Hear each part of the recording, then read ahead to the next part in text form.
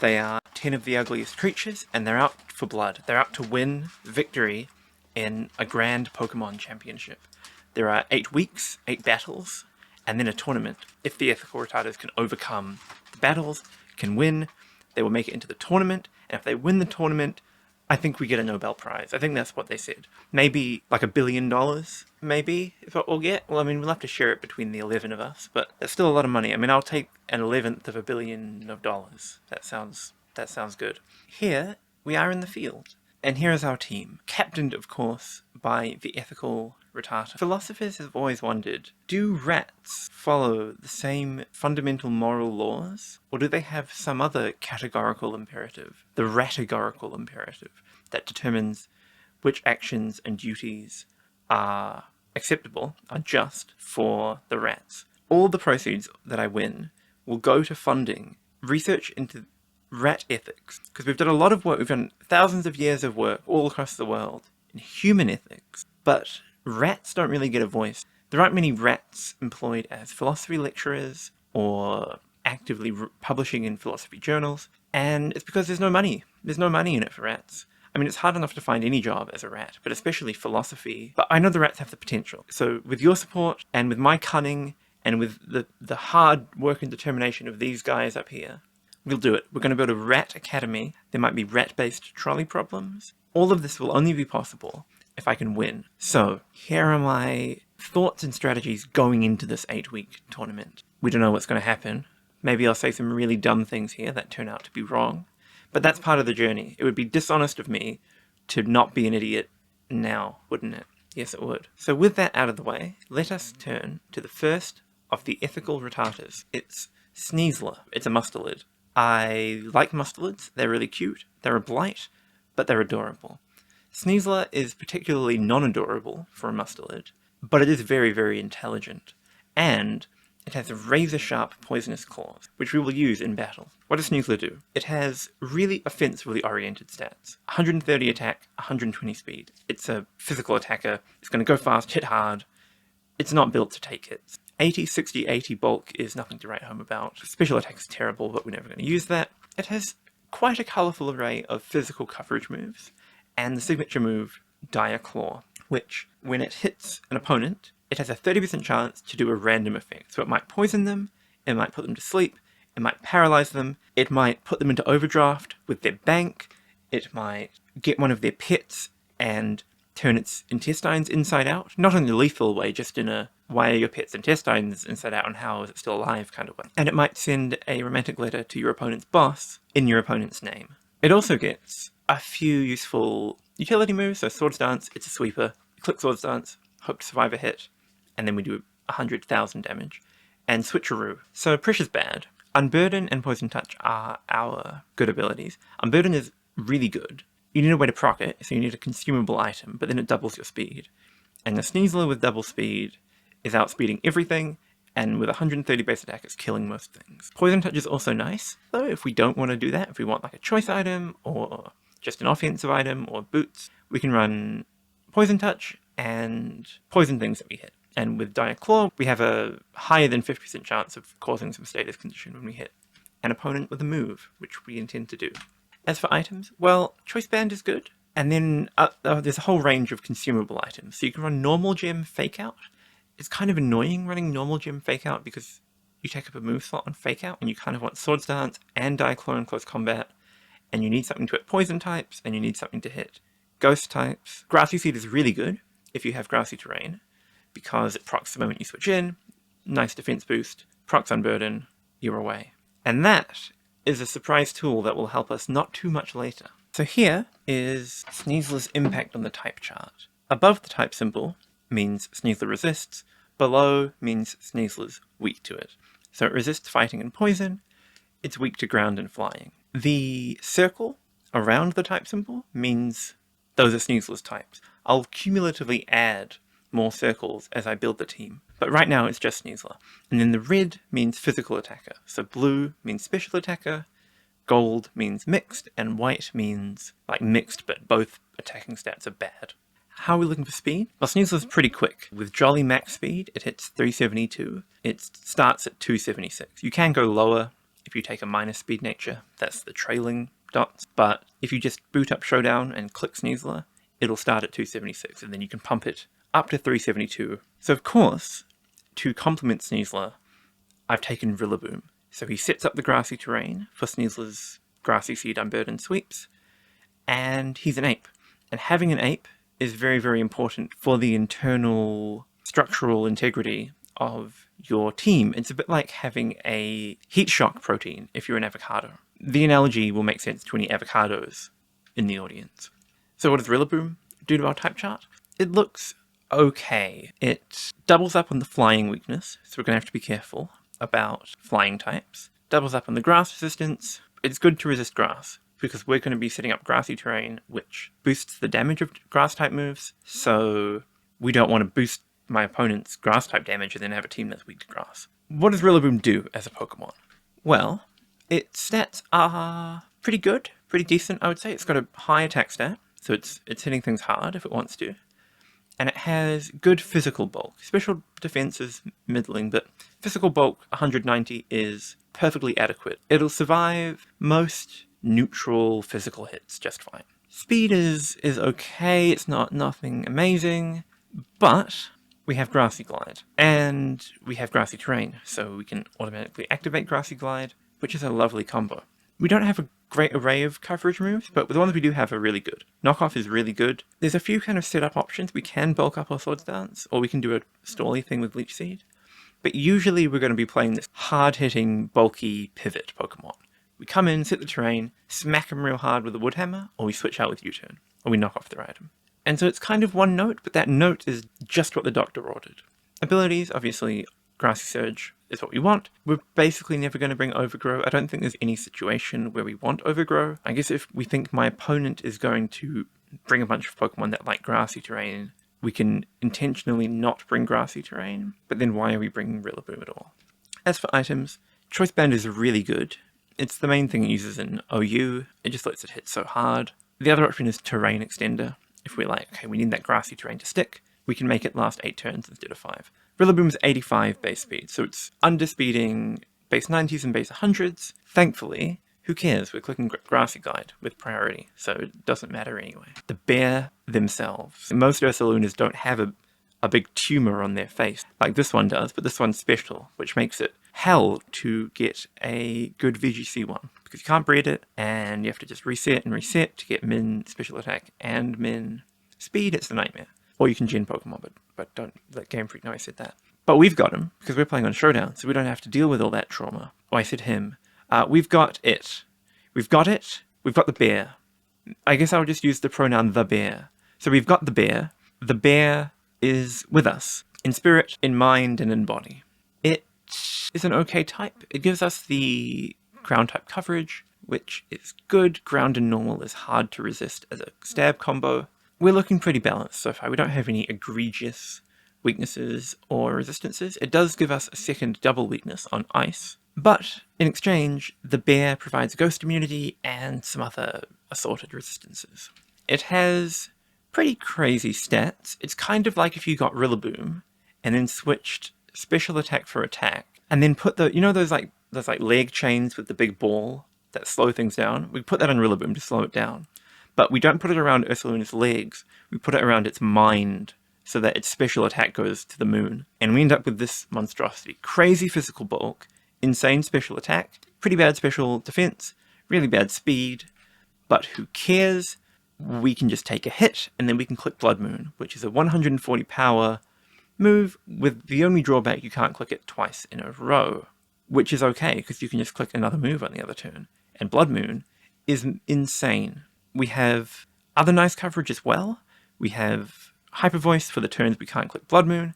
We've got Earth Power for ground type stab, which hits the steel and rock types that resist Bloodmoon.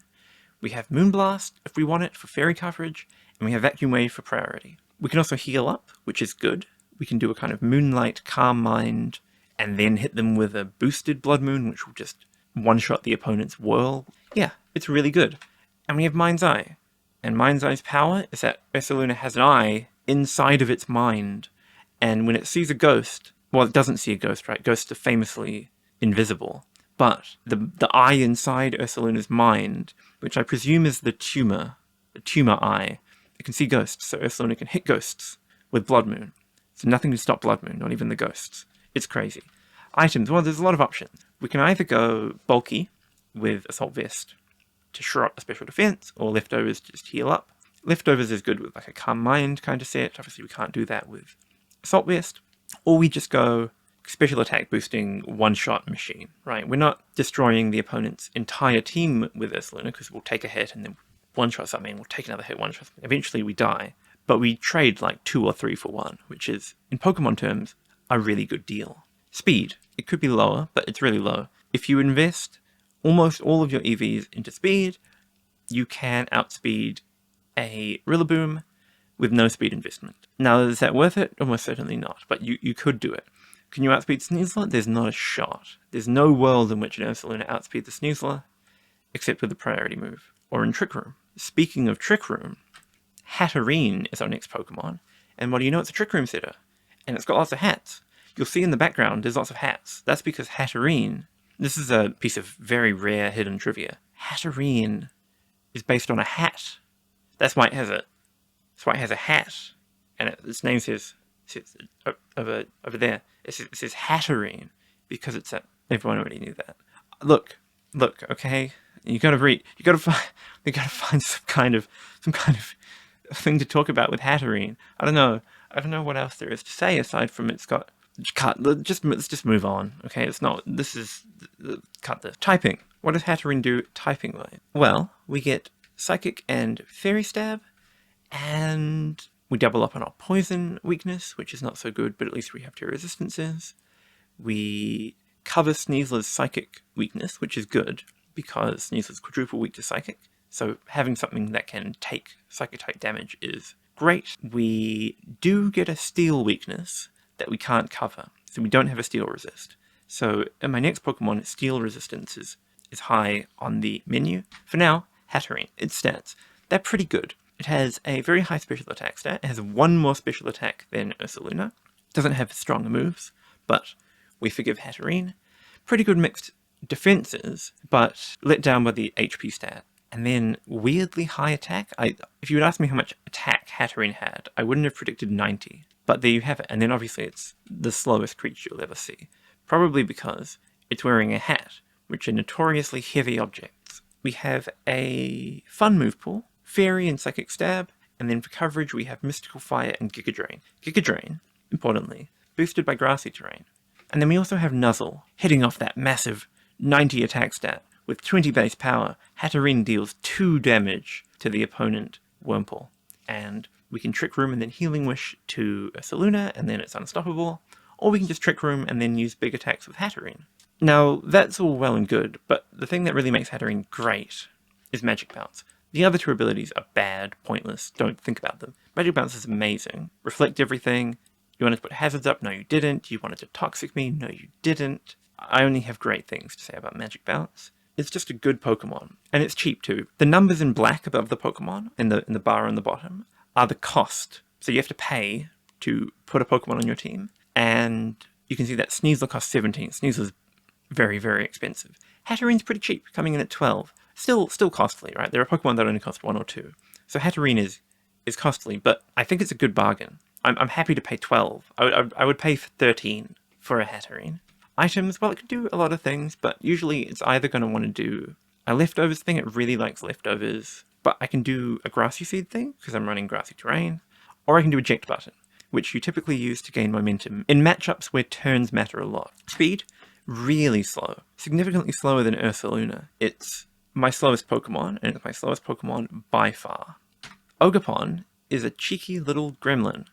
Do you remember Kieran? Remember how he wanted to make friends with this fellow, and he had all this foreshadowing, but then the player character was like, nah, Ogerpon's mine, and Ogerpon was like, oh, player character, and Kieran was like, I'm grumpy, and then the game is kind of like, how can we ruin Kieran's life and dreams? And I'm happy to say that we're going to continue ruining his dreams, because I'm taking it, right? It's mine.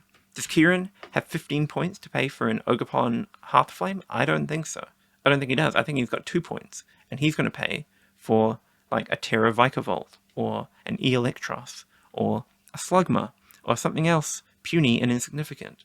Not me, I have Ogerpon-Hearthflame. Uh-oh. I've got 3 weaknesses to flying and 3 weaknesses to poison. At least I have poison resistances, but that's a bit scary, right? I'm tripling up. Like, couldn't Ogerpon have decided to be weak to electric instead?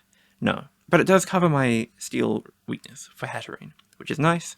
It gives me a fairy resistance. Typing is fine. It's a grass type that isn't weak to ice or fire, which is nice. Here are Ogerpon's stats. They are good. They're good. It's got pretty decent mixed bulk, like 80, 84, 96 is fine. It's not amazing, but it will probably survive a hit. And then 110 speed is just fast enough.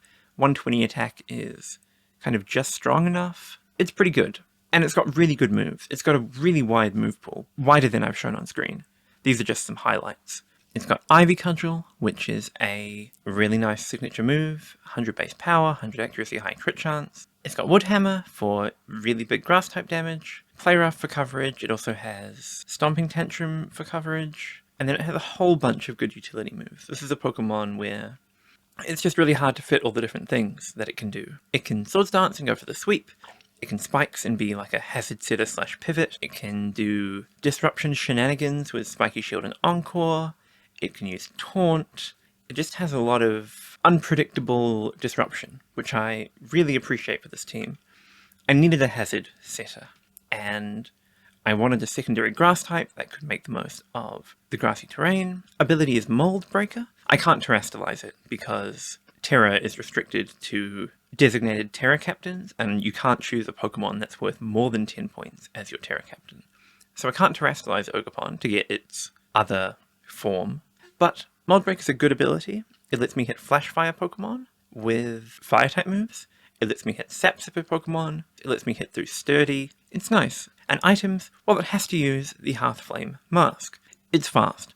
It's not as fast as Sneasler, as you can see, but it's not far behind. Being able to kind of control the pace of the game with Ogerpon is welcome. Next up is Mandibuzz, Dark Flying type. This might seem counterintuitive, because it kind of seemed counterintuitive to me. I thought, why am I drafting a Pokemon that is flying when my team is built around being down on the ground on the terrain?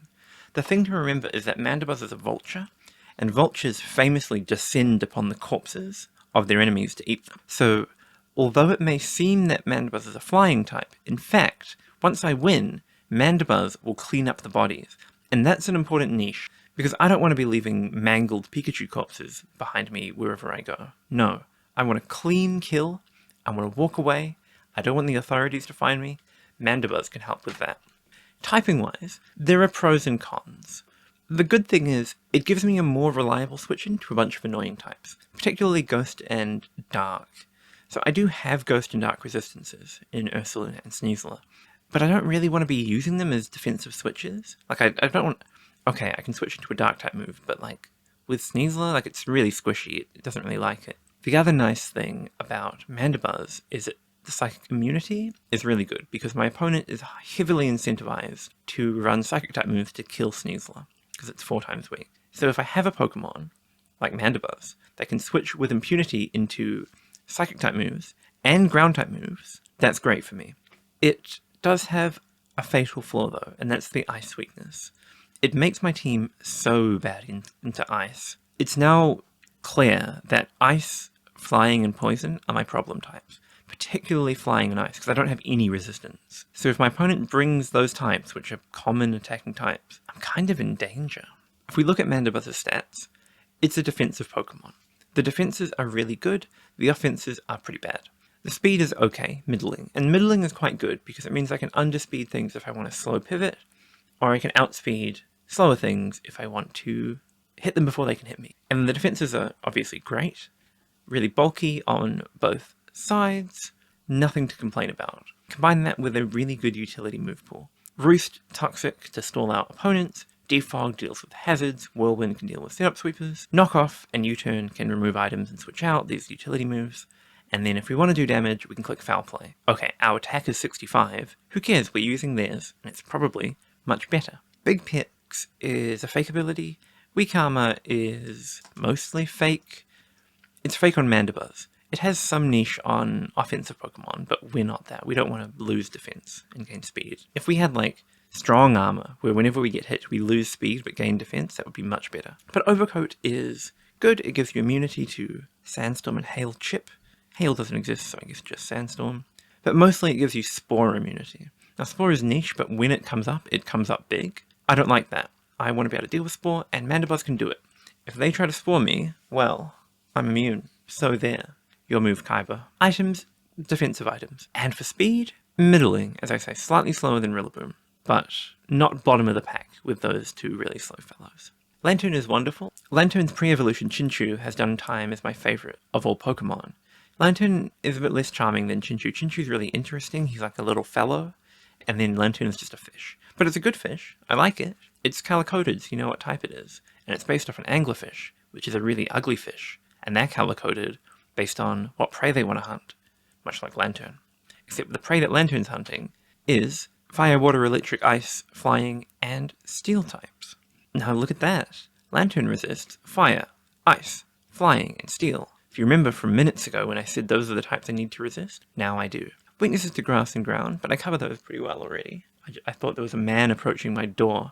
It was a piece of grass, but I was like, I'm going to die. There's a large man approaching me. I haven't locked the door. They're going to come in and they're going to grab my neck and they're going to say, Henry, I need you to tell me your prep for next week in draft. And I've been sent here by your opponent. And if you don't tell me right now, I'm going to strangulate you to death. And I'll say, but look, I'm making a video. I haven't even thought about next week. I'm still recording previous week's video. I can't help you. And they're like, I don't believe you, pal. And if that's true, then I got no reason to let you live. And I'm like, okay, fine. Here's my prep. I'm going to get Sneasler, and they're like, keep talking or I'll break your kneecap. And I'm like, don't break my kneecap, please. I'm going to give Sneasler a grassy seed, and I'm going to put it in grassy terrain, and I'm going to use Rillaboom to set up the grassy terrain, and then I'm going to Swords Dance, and then I'm going to win. And they're like, likely story, kiddo, and then they crush my neck. But that didn't happen, thankfully. Lantern stats are not great. It's got a good HP stat, which is its saving grace, and passable special stats. Attack and defense are horrid. But the physical bulk is okay if you invest in it because of the high HP stat. And the special bulk is actually pretty good, especially if you give it an Assault Vest, which I probably will. Its moves are fine. Scold is really good on a slow Pokemon. You can just fish for burns, and I can Flip Turn. It's just lacking in utility moves. It's really only got Thunder Wave. Soak's a move, but it's Soak. It's not wonderful. But that means that there's not that much downside for an Assault Vest. It's basically like, if I don't want Thunder Wave, I can just run an Assault Vest. I'm not missing out on much. And then it has two great abilities, Volt Absorb and Water Absorb. They're both really, really good. They block Lanturn's two pivot moves. So Water Absorb blocks Flip Turn, and Volt Absorb blocks Volt Switch, which means Lanturn is a good pivot counter. Combined with its nice type, Lanturn can do this thing of switch into an attacker that it'll win the war of attrition against, and then pivot out. And that's its job. And it does that well enough. And although it doesn't have any reliable healing, because I've got grassy terrain up, it's getting these 6% each turn, which do add up, which do mean a lot for Lanturn. I also have Terra. Lanturn is one of my Terra captains. I have Flying and Steel. Steel is there because if we look at my type chart, the types that I hate are Poison, Ice, and Flying.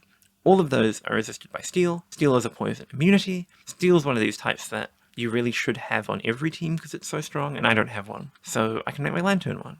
Flying is there because it gives me a ground immunity, which is nice for pivoting into Sneasler. I can run Volt Absorb and flip my electric weakness into a electric immunity. As for speed, Lanturn is pretty slow, not outspeeding very much. I can invest it in speed and kind of speed creep up these moderate speed Pokemon, but it's kind of a stretch. Probably it's underspeeding things, but I don't mind that because I want it to Flip Turn or Volt Switch after my opponent does something.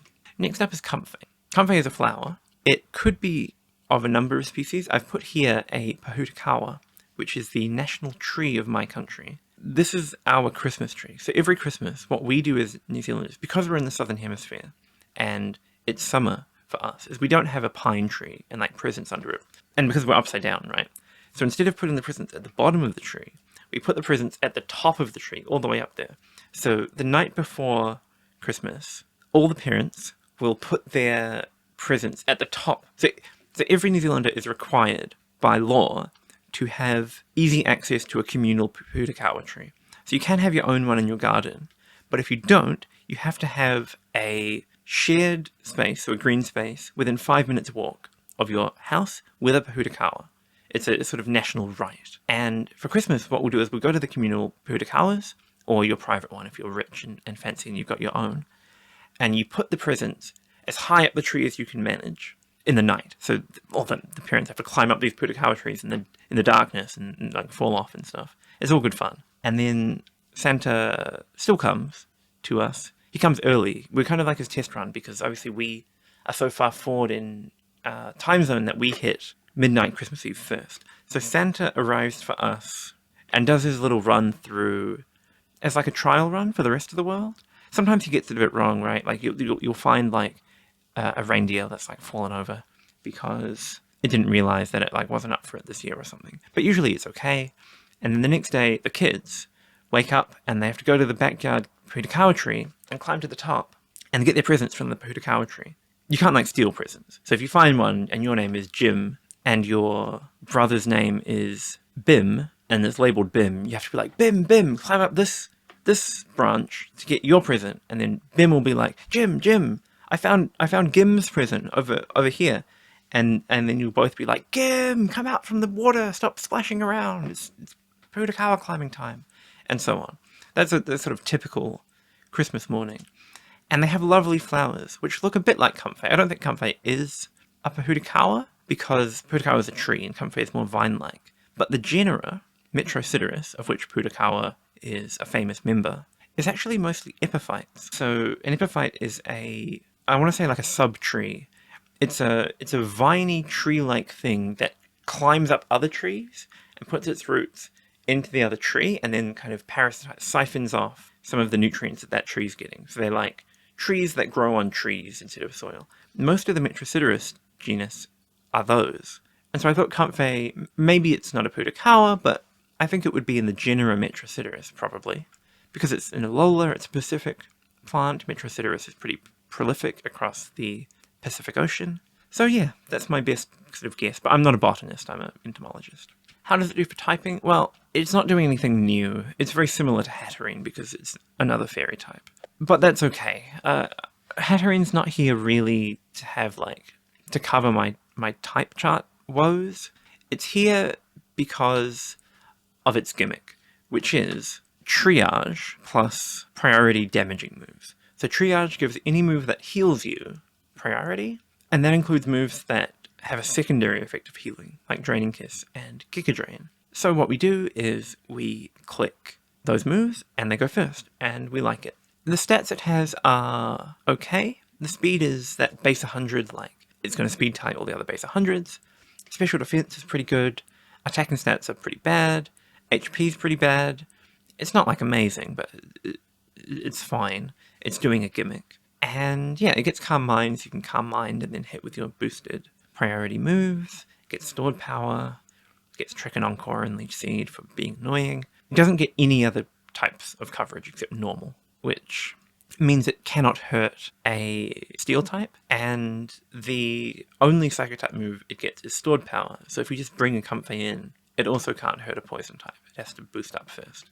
So it's very limited, but if we can beat all the things on the opponent's team that wall it, it can sweep through the rest with priority moves. So it's a good late game cleaner. It's like in a pinch, you've lost your 5 Pokemon, but all of theirs are weakened. You send Comfey in, and it sucks out the souls of all that remain. So it's pretty quick. In fact, it's my 3rd fastest Pokemon. But it's using priority moves anyway, so I don't actually need to invest in speed. I'm probably keeping it at that 236 level, rather than going up to 328, because I go first anyway.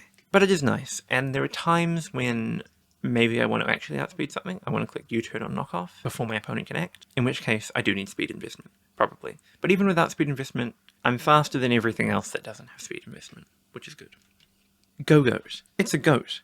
There's a park called Myers Park in my hometown that has a goat statue, which features in a music video that was made of a Fugazi song, and it was made by the creator of the hit album Animal Kingdom from the band Cracker Relativity. Now, I saw the music video at a private film festival screening. I don't think it's ever going to see the light of day because the creator of the video has since had a falling out with the singer from Fugazi. They're not on speaking terms anymore, and so the production has kind of fallen through.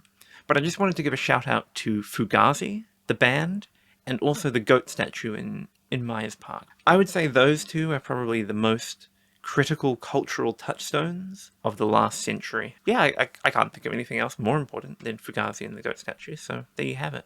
Oh dear, it's another grass type, so it makes all my weaknesses worse, and it makes my things that I still beat them. Great, but poison, flying, and ice, oh my god, that's terrifying. Okay, well, sure, maybe its stats are good. They're not very good, right? They kind of look okay based on the colors, but they're not that great.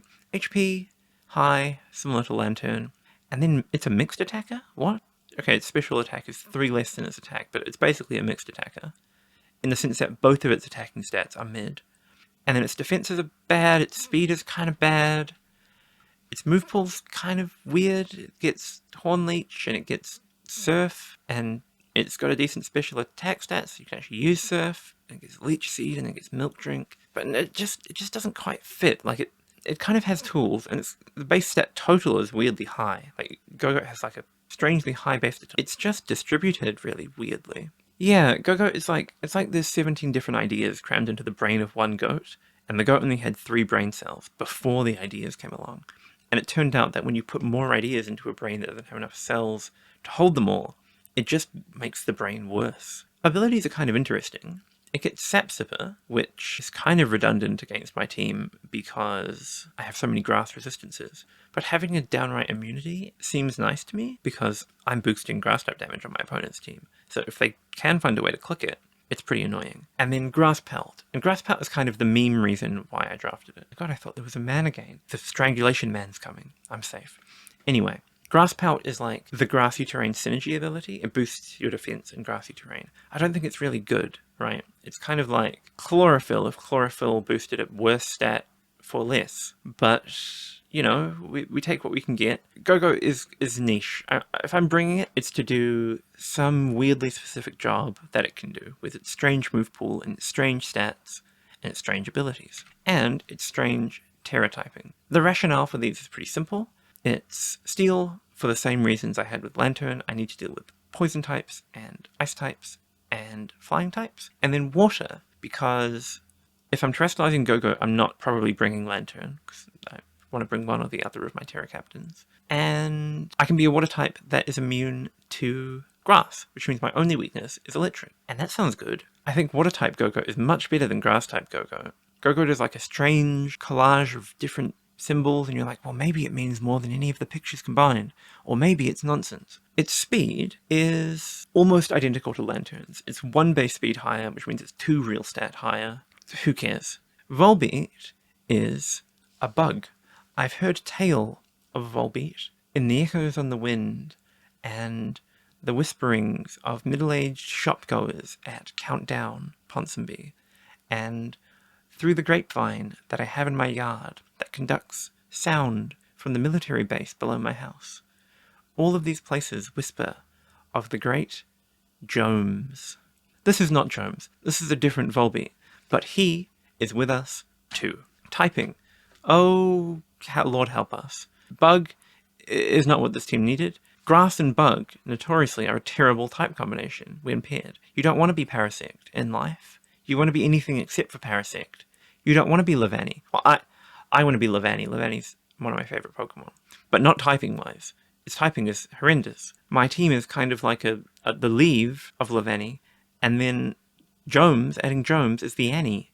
And we didn't need Annie. We were doing pretty well on the Leave. Jomes should have leaved instead of adding an Annie to my Levani, as they say. Stats bad. Moving on. Moves are kind of cracked. I mean, it's got other coverage, but its special attack stat is 47. And its physical attack stat is still bad at 73. But it's got Tail Glow. Tail Glow is a crazy move. It's like Nasty Plot, but just better. It's got Baton Pass, which is legal. I can't Baton Pass Tail Glow. If I was allowed to use Baton Pass and Tail Glow on the same moveset, this would actually be a legit Pokemon. But they're banned in combination with each other, so I can't do that. I can Thunderwave things, Encore things, and use Moonlight to heal up. I have U-Turn to pivot, as well as Baton Pass, and I've got the Weather move, so if I need to turn off my opponent's Rain, I can use Sunny Day. If I need to turn off their Sun, I can use Rain Dance. Abilities, 2 bad things, and Prankster. And Prankster is why this Pokemon is on my team. All of those utility moves on the right have priority. They go first, which is good, right? Like, priority Encore is really good, because if they have some Pokemon that's Dragon Dancing and getting a speed boost, I don't care, I can Encore you into it because I'm faster than you, even though you've boosted your speed, because I have priority. I can heal before they can hit me, I can change the weather before they can abuse it. That's the rationale with Volbeat. But mostly it was my last 2 points and I had to buy something, and Volbeat seemed like it had some very, very niche potential. You can run lots of items because it needs help in every regard, so you can help it slightly in one of its many regards with the item, and then only have it fail in every other regard. And it speed ties with Rillaboom. But it doesn't matter, because we're always clicking utility moves, and they have priority. It's actually insanely bad. Each week, I will be looking at my roster of 10 Pokemon, and choosing 6 to bring into battle. I can change that each week. So my kind of de facto team are these 6 in the team slot, and then there's 4 on the bench. But each week I will switch them around. I might take some off the bench, put some on the bench. It depends on my opponent's team, and also on how the Pokemon have been performing. So, for example, a week transition might look something like this. I picked these 6 to join the team. I have taken Comfey and Ogerpon from the bench, put them on the main team, and put Rillaboom and Hatterene down on the bench with Gogoat and Volbeat. The last quick thing to mention is to give a nod to my competitors. So these are the 16 captains who are vying for the title, for that Nobel Peace Prize, for that $1 billion, and for that donation to their charity of choice. Mine, of course, being the foundation, the founding of a rat philosophy school. So I'm there, obviously, the Rattata, but I've got some stiff competition. The favourite for the battle was actually a Wynot, but they've dropped out and been replaced by the Preamble. I'm a few weeks in, and the Pyroars are top dogs. The Pyroars are looking very scary. I don't want to mess with them. But we'll see. Each week it'll be a different competitor, and we'll see who's winning at the end. That's all I have to say. So thank you for watching. I hope this isn't too long, because it'll probably still be half an hour. But not as long as my other videos, because I want this to be just something to link to people, so that I don't have to put this half an hour into every other of my videos. It's kind of like a bonus video. It's a bit late, obviously. The draft has already been going. I've already got a few weeks of videos out, but better late than never. And if I do another one of these, another tournament in the future, I'll put this out first so that people can see it, get an idea of what's going on, and then decide, do they want to watch my videos? Maybe. I mean, I'm looking at my views. Did you know that my ape mode video, my video about the hit album Animal Kingdom, has over 200 views? I don't know who's watching it. I don't know which of you... Have any of you watched that video? Leave a comment if you've watched that 8 mode video. And my question is, thank you. That's my question. Thank you. I'm on it. 100 people is a lot. I don't have 100 friends. So, parasocially, like, I'm doing so well. I've never been more parasocially adept as I am right now. But I have a shout out, because I've been watching this YouTube channel called Chase Bridges, where Mr. Bridges chases mysteries. It's really good content. They've blown up a bit. Their recent videos have gotten like heaps of views, like in the hundreds of thousands, which is more than me. I've only got 200, and they're not Pokemon related. But if you like Twin Peaks, there's a Twin Peaks video that I'd highly recommend. If you like Pretty Little Liars, I have started watching that show upon Chase Bridges' recommendations, mainly so that I can try to solve the mystery with Chase Bridges. So if you like my channel, you can subscribe to me. That's appreciated, because if I can get to 700 million subscribers, YouTube will actually pay me for these, because right now I don't get paid. The only way I get paid is if I get enough subscribers, and I don't mind money. I mean, I don't need money, because I'm going to win $1 billion. So it's not a big deal if you don't want to support my sort of financial situation. But if you do, subscribe to me. But if you want to support an even more important cause, subscribe to Chase Bridges, because Chase Bridges is the hero of my life currently. If you do subscribe to Chase Bridges, you could leave a sneaky comment and maybe a like. You could say, "I've been chased here by an ethical Rattata," and they'll be like, "What?" And you don't elaborate. You just let that rest. Confuse Chase Bridges. If you're watching this, Chase Bridges, I really like your content. It's good stuff. Keep making it. I have to finish Pretty Little Liars Season 2 before I can watch your video about Pretty Little Liars Season 2.